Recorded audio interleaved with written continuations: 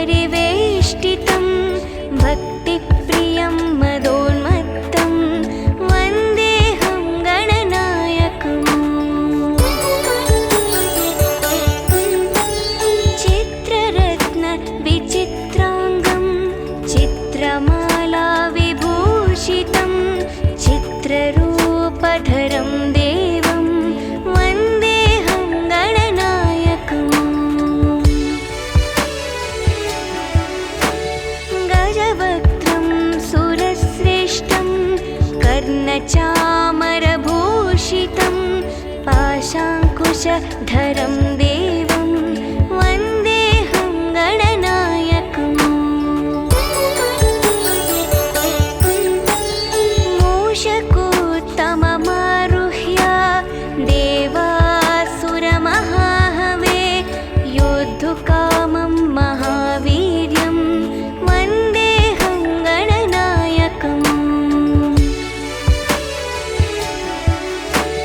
यक्षकिन्नरगन्धर्वक्ष सिद्धविद्याधरे सदा स्तूयमानं महाबाहुं वन्देऽहं गणनायकम्। सर्वविघ्नहरं देवं सर्वविघ्नविवर्जितं सर्वसिद्धिप्रदातारं वन्देऽहं गणनायकम्। गणाष्टकमिदं पुण्यं यः पठे सततं नरः सिद्ध्यन्ति सर्वकार्याणि विद्यावान् धनवान् भवेत्।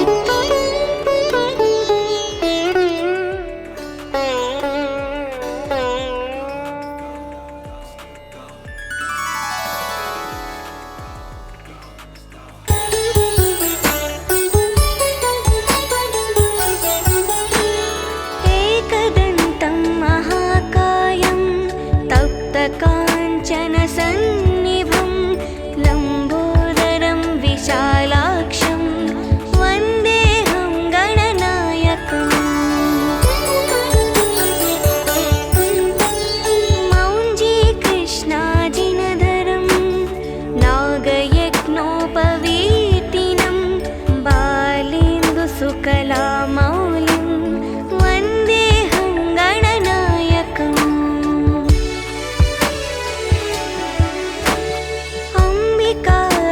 अम्बिकाहृदयानन्दं मातृभिः परिवेष्टितं भक्तिप्रियं मदोन्मत्तं वन्देऽहं गणनायकम्।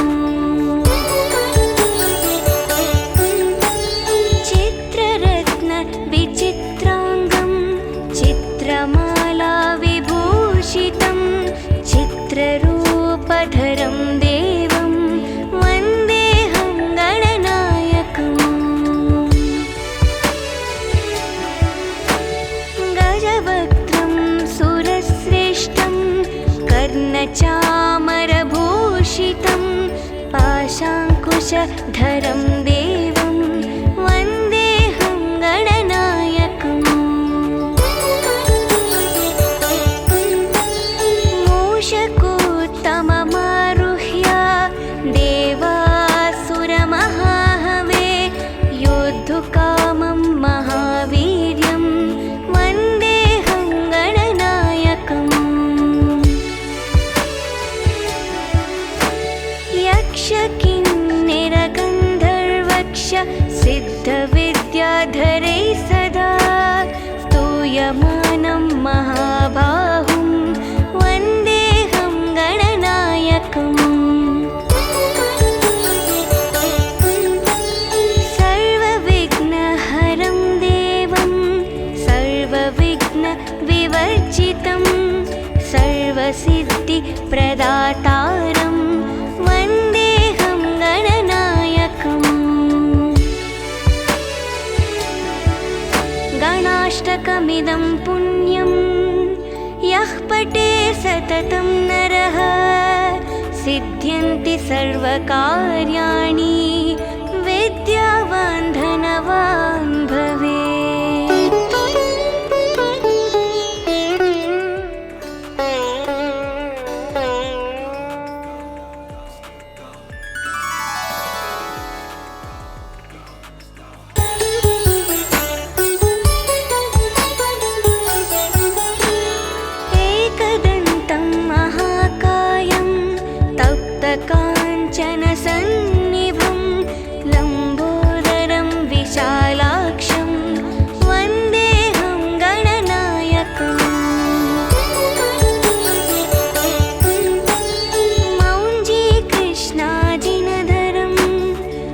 नागयज्ञोपवीतिनं बालेन्दुसुकलामौलिं वन्देऽहं गणनायकम्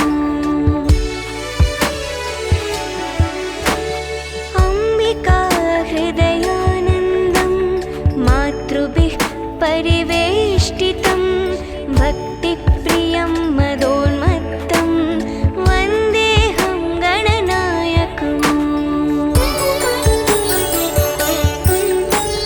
चित्ररत्नविचित्राङ्गं चित्रमाला विभूषितं चित्ररूपधरं देवं वन्देऽहं गणनायकम्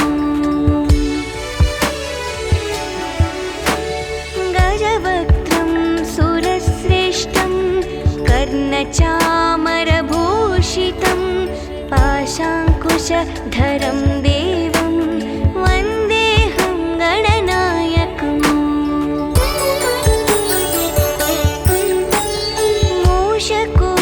मूषकोत्तममारुह्य देवासुरमहाहवे योद्धुकामं महावीर्यं वन्देऽहं गणनायकम् यक्षकिन्निरगन्धर्वक्ष सिद्धविद्याधरै सदा स्तूयमानं महाबाहुं वन्देऽहं गणनायकम्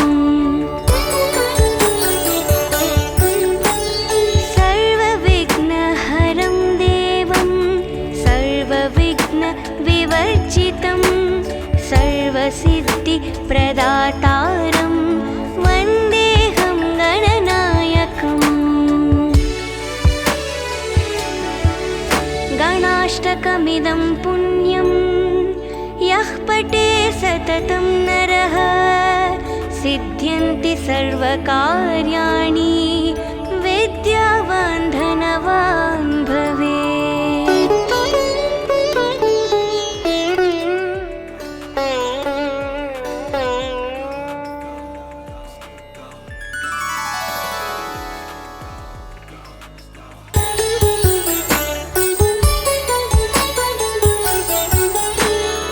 एकदन्तं महाकायं तप्तकाञ्चनसन्निभं लम्बोदरं विशालाक्षं वन्देऽहं गणनायकम्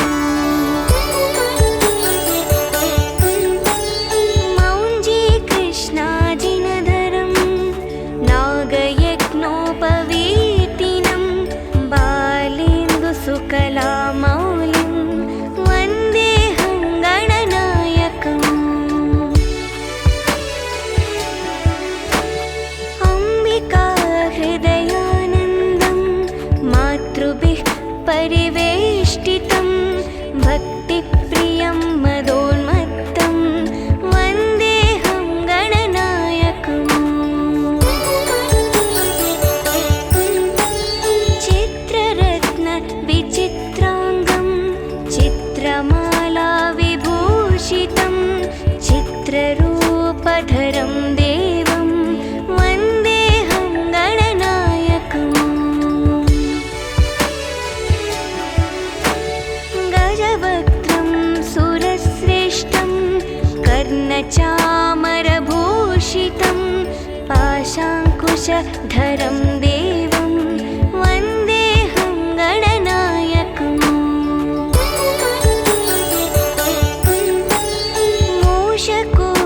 मूषकोत्तममारुह्य देवासुरमहाहवे योद्धुकामं महावीर्यं वन्देऽहं गणनायकम्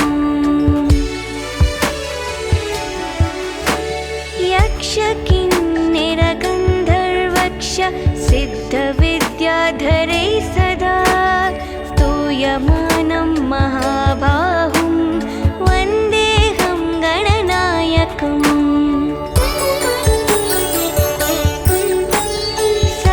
सर्वविघ्नहरं देवं सर्वविघ्नविवर्जितं सर्वसिद्धिप्रदातारं वन्देऽहं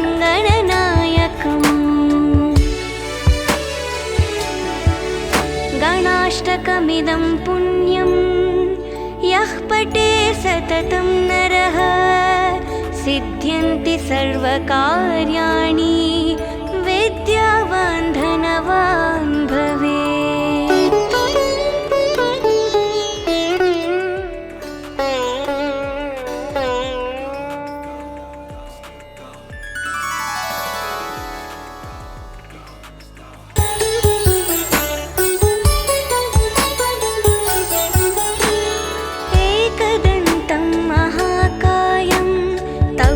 काञ्चनसन्निभं लम्बोदरं विशालाक्षं वन्देऽहं गणनायकम्। मौञ्जीकृष्णाजिनधरं नागयज्ञोपवीतिनं बालेन्दुसुकलामौलिं वन्देऽहं गणनायकम्।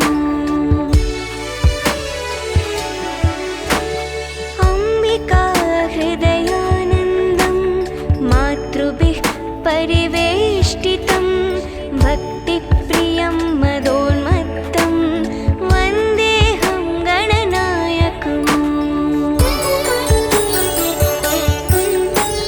चित्ररत्नविचित्राङ्गं चित्रमालाविभूषितं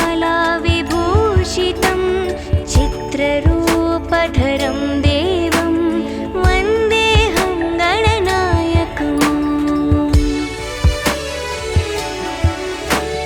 गजवक्त्रं सुरश्रेष्ठं कर्णचामरभूषितं पाशाङ्कुशधरं देवं वन्देऽहं गणनायकम्। मूषकोत्तममारुह्य देवासुरमहाहवे योद्धुकामं महावीर्यं वन्देऽहं गणनायकम्।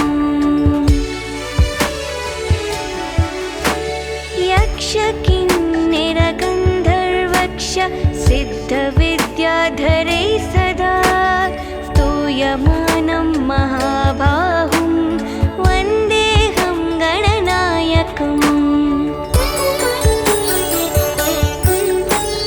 सर्वविघ्नहरं देवं सर्वविघ्नविवर्जितं सर्वसिद्धिप्रदातारं वन्देऽहं गणनायकम्। गणाष्टकमिदं पुण्यं यः पठे सततं नरः सिद्ध्यन्ति सर्वकार्याणि विद्यावान् धनवान् भवेत्।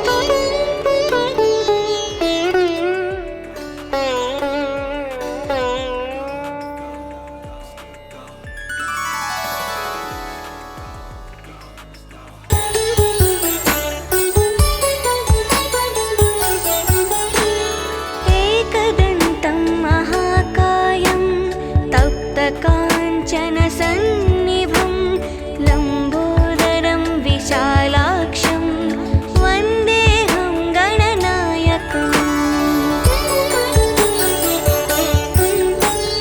मौञ्जीकृष्णाजिनधरं नागयज्ञोपवीतिनं बालेन्दुसुकलामौलिं वन्देऽहं गणनायकम्।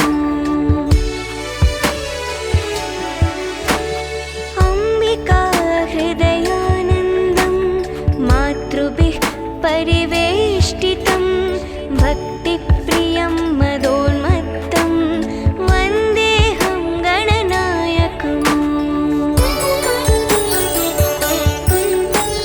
चित्ररत्नविचित्राङ्गं चित्रमालाविभूषितं चित्ररूपधरं देवं वन्देऽहं गणनायकम्। गजवक्त्रं सुरश्रेष्ठं कर्णचामरभूषितं पाशाङ्कुशधरं देवं वन्देऽहं गणनायकम्।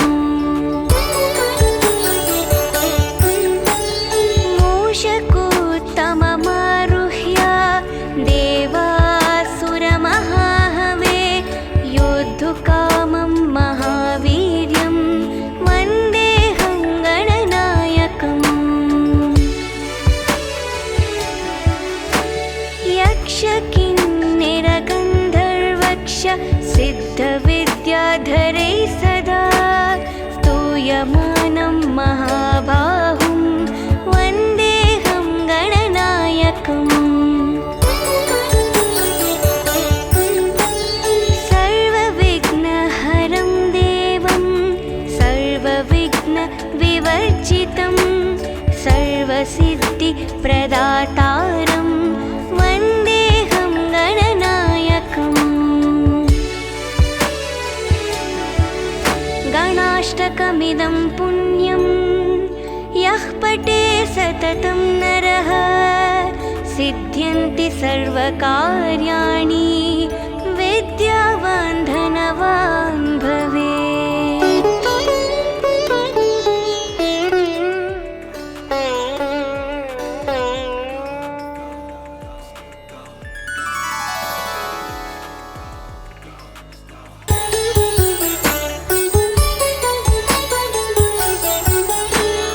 एकदन्तं महाकायं तप्तकाञ्चनसन्निभं लम्बोदरं विशालाक्षं वन्देऽहं गणनायकम्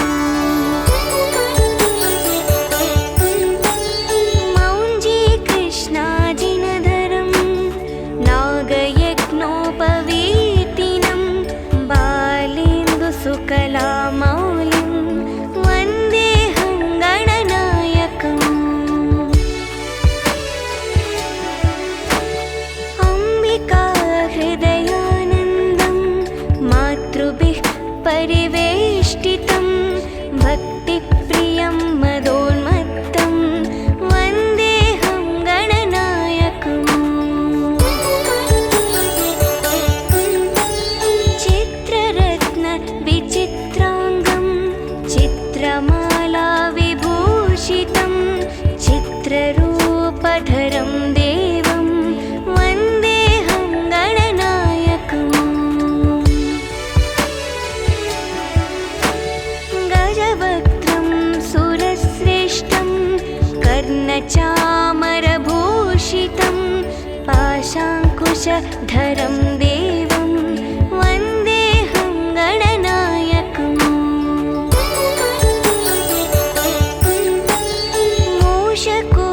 मूषकोत्तममारुह्य देवासुरमहाहवे योद्धुकामं महावीर्यं वन्देऽहं गणनायकम् यक्षकिन्निरगन्धर्वक्ष सिद्धविद्याधरै सदा स्तूयमानं महाबाहुं वन्देऽहं गणनायकम् सर्वविघ्नहरं देवं सर्वविघ्नविवर्जितं सर्वसिद्धिप्रदातारं वन्देऽहं गणनायकम् गणाष्टकमिदं पुण्यं यः पठे सततं नरः सिद्ध्यन्ति सर्वकार्याणि विद्यावान् धनवान् भवेत्।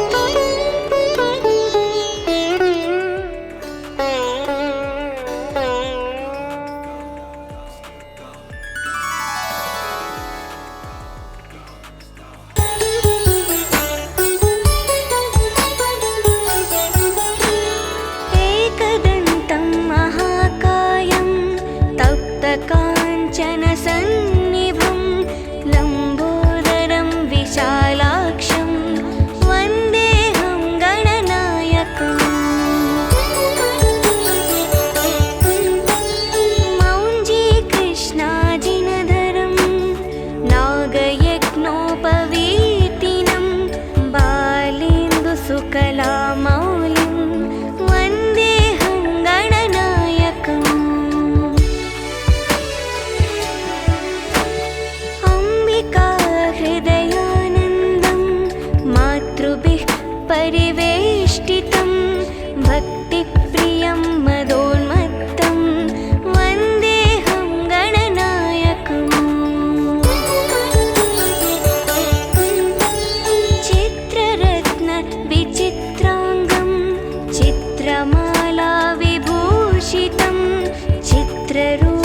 विद्याधरं देवं वन्देऽहं गणनायकम् गजवक्त्रं सुरश्रेष्ठं कर्णचामरभूषितं पाशाङ्कुशधरं देवं वन्देऽहं गणनायकम् मूषकोत्तममारुह्य देवासुरमहाहवे योद्धुकामं महावीर्यं वन्देऽहं गणनायकम् यक्षकिन्निरगन्धर्वक्ष सिद्धविद्याधरैः सदा स्तूयमानं महाबाहुं वन्देऽहं गणनायकम् सर्वविघ्नहरं देवं सर्वविघ्नविवर्जितं सर्वसिद्धिप्रदातारं वन्देऽहं गणनायकम् गणाष्टकमिदं पुण्यं यः पठे सततं नरः सिद्ध्यन्ति सर्वकार्याणि विद्यावान् धनवान् भवेत्।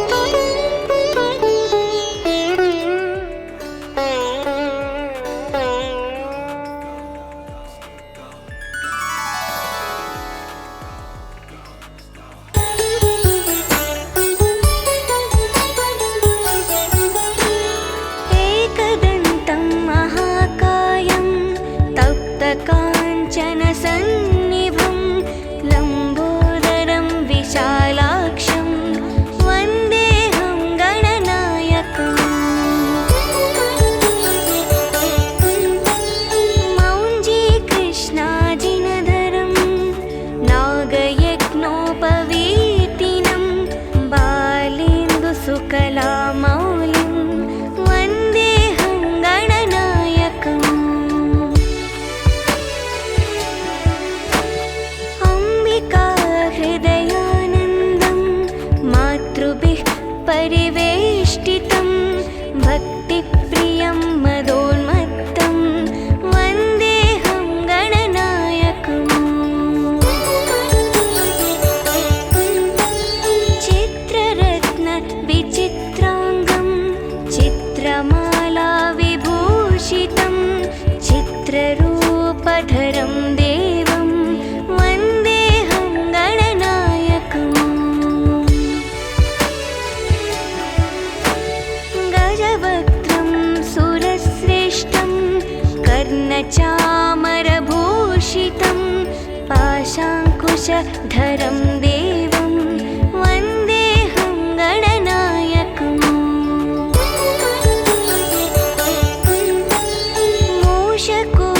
मूषकोत्तममारुह्य देवासुरमहाहवे योद्धुकामं महावीर्यं वन्देऽहं गणनायकम् यक्षकिन्निरगन्धर्वक्ष सिद्धविद्याधरैः सदा स्तूयमानं महाबाहुं वन्देऽहं गणनायकम् सर्वविघ्नहरं देवं सर्वविघ्नविवर्जितं सर्वसिद्धिप्रदातारं वन्देऽहं गणनायकम्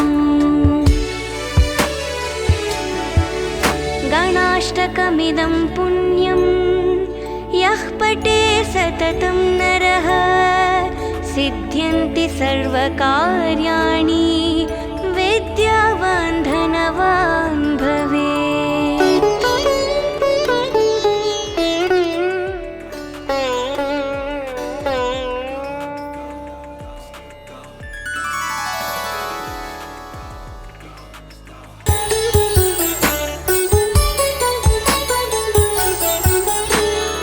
एकदन्तं महाकाय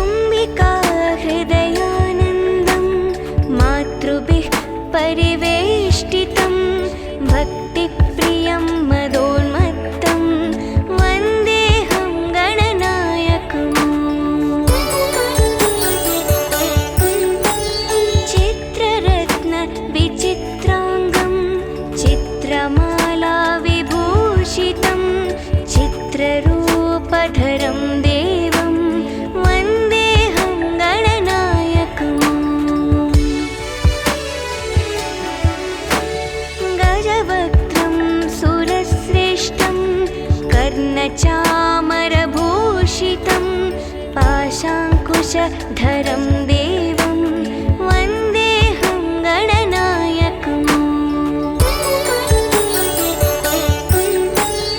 मूषकोत्तममारुह्य देवासुरमहाहवे योद्धुकामं महावीर्यं वन्देऽहं गणनायकम्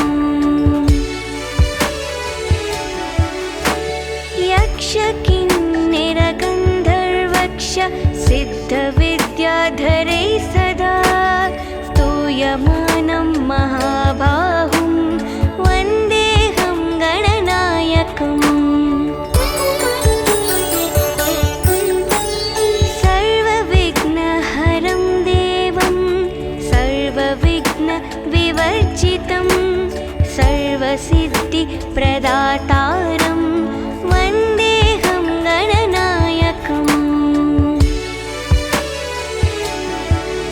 गणाष्टकमिदं पुण्यं यः पठे सततं नरः सिद्ध्यन्ति सर्वकार्याणि विद्यावान् धनवान् भवेत्।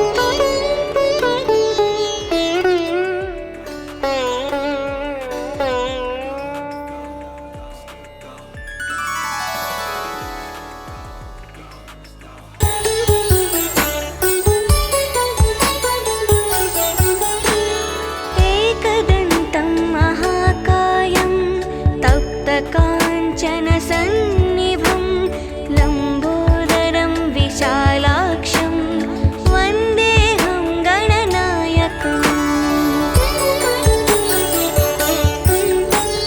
मौञ्जीकृष्णाजिनधरं नागयज्ञोपवीतिनं बालेन्दुसुकलामौलिं वन्देऽहं गणनायकम् अम्बिकाहृदयानन्दं मातृभिः परिवेष्टितं भक्तिप्रियं मदोन्मत्तं वन्देऽहं गणनायकम् चित्ररत्नविचित्राङ्गं चित्रमालाविभूषितं चित्ररूपधरं देवं वन्देऽहं गणनायकम् गजवक्त्रं सुरश्रेष्ठं कर्णचामरभूषितं पाशाङ्कुशधरं देवं वन्देऽहं गणनायकम्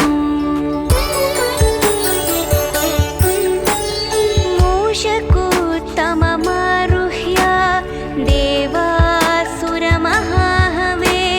योद्धुकामं महावीर्यं वन्देऽहं गणनायकम्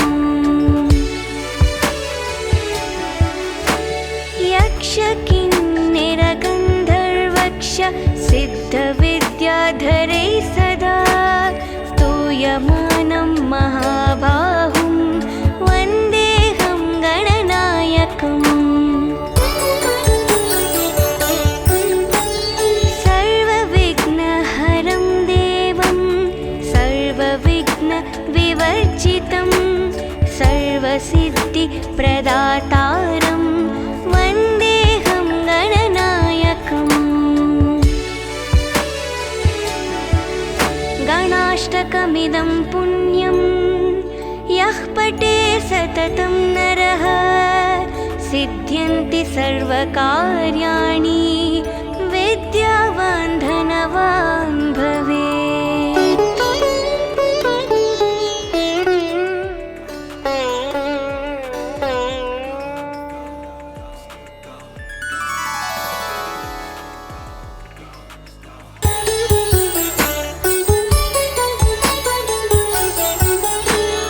एकदन्तं महाकायं तप्तकाञ्चनसन्निभं लम्बोदरं विशालाक्षं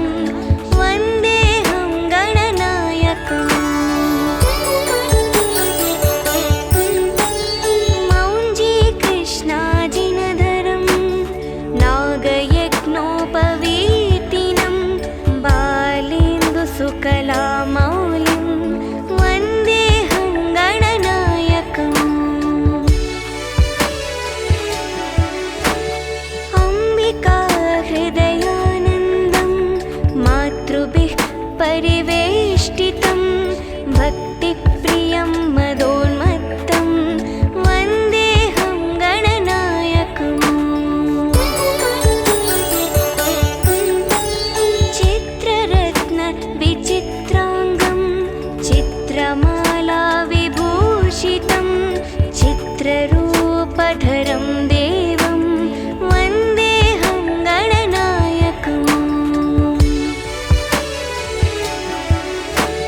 गजवक्त्रं सुरश्रेष्ठं कर्णचामरभूषितं पाशाङ्कुशधरं देवं वन्देऽहं गणनायकम्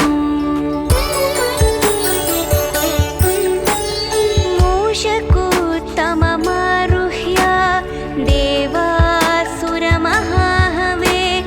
योद्धुकामं महावीर्यं वन्देऽहं गणनायकम्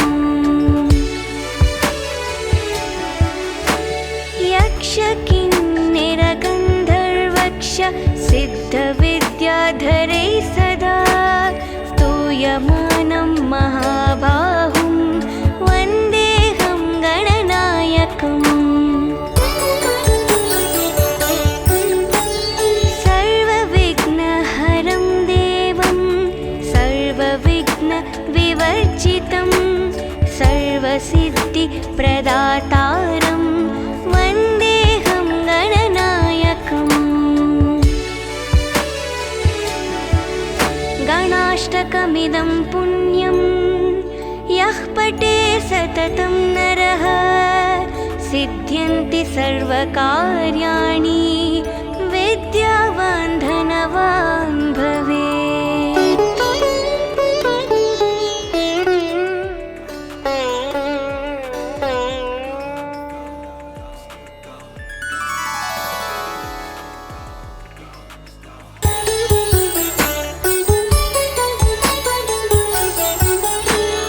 एकदन्तं महाकायं तप्तकाञ्चनसन्निभं लम्बोदरं विशालाक्षं वन्देऽहं गणनायकम्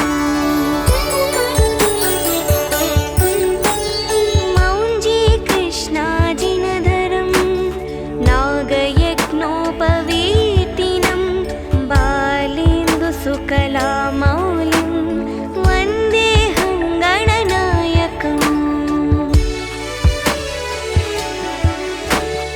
अम्बिकाहृदयानन्दं मातृभिः परिवेष्टितं भक्तिप्रियं मदोन्मत्तं वन्देऽहं गणनायकम्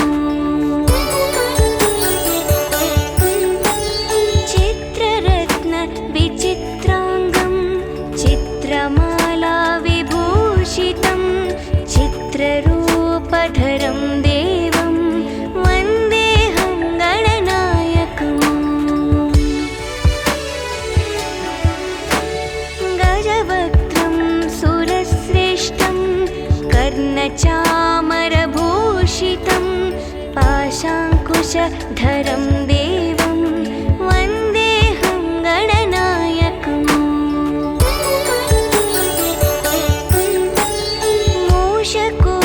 मूषकोत्तममारुह्य देवासुरमहाहवे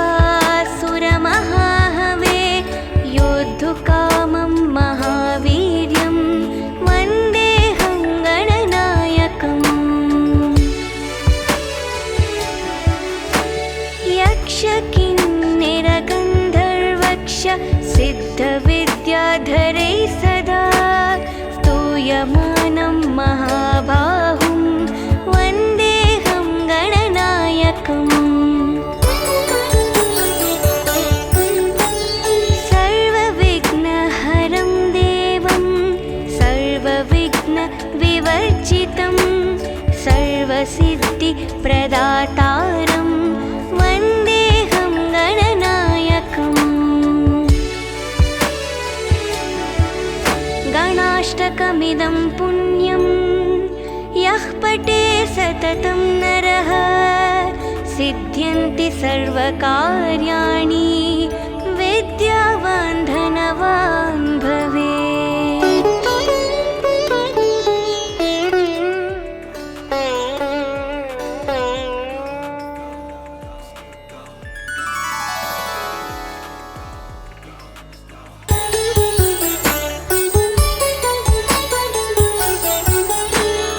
एकदन्तं महाकाय काञ्चनसन्निभं लम्बोदरं विशालाक्षं वन्देऽहं गणनायकम् मौञ्जीकृष्णाजिनधरं नागयज्ञोपवीतिनं बालेन्दुसुकलामौलिं वन्देऽहं गणनायकम्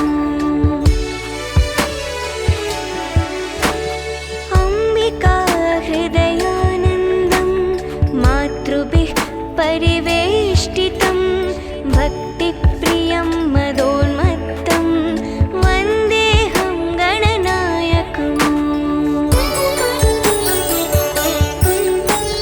चित्ररत्नविचित्राङ्गं चित्रमालाविभूषितं चित्ररूपधरं देवं वन्देऽहं गणनायकम् गजवक्त्रं सुरश्रेष्ठं कर्णचामरभूषितं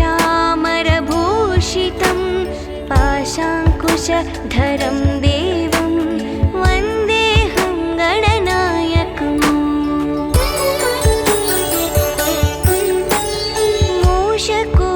मूषकोत्तममारुह्य देवासुरमहाहवे योद्धुकामं महावीर्यं वन्देऽहं गणनायकम् यक्षकिन्निरगन्धर्वक्ष सिद्धविद्याधरे सदा स्तूयमानं महाबाहुं वन्देऽहं गणनायकम्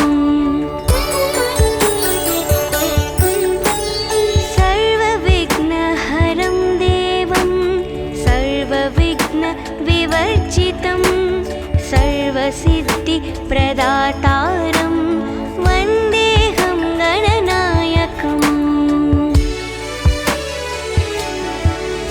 गणाष्टकमिदं पुण्यं यः पठे सततं नरः सिद्ध्यन्ति सर्वकार्याणि विद्यावान् धनवान् भवेत्।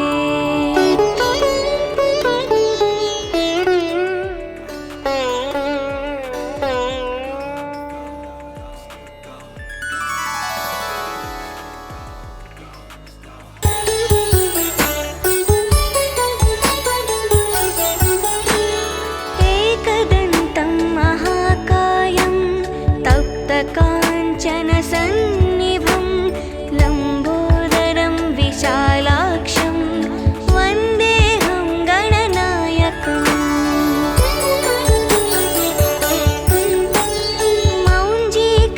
मौञ्जीकृष्णाजिनधरं नागयज्ञोपवीतिनं बालेन्दुसुकलामौलिं वन्देऽहं गणनायकम्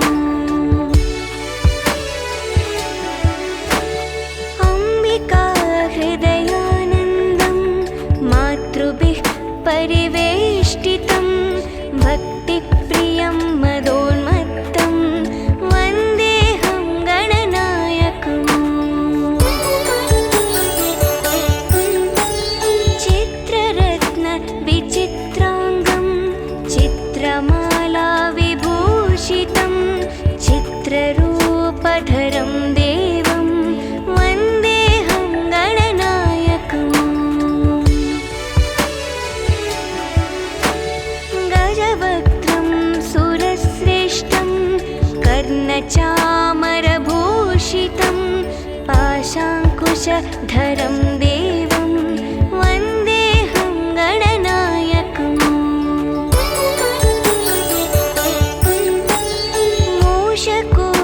मूषकोत्तममारुह्य देवासुरमहाहवे योद्धुकामं महावीर्यं वन्देऽहं गणनायकम्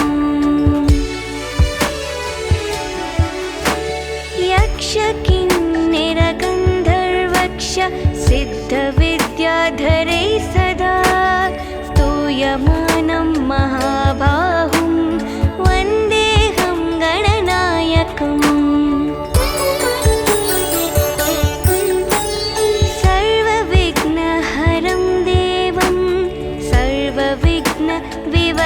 सर्वसिद्धिसुरक्षितं सर्वसिद्धिप्रदातारं वन्देऽहं गणनायकम्।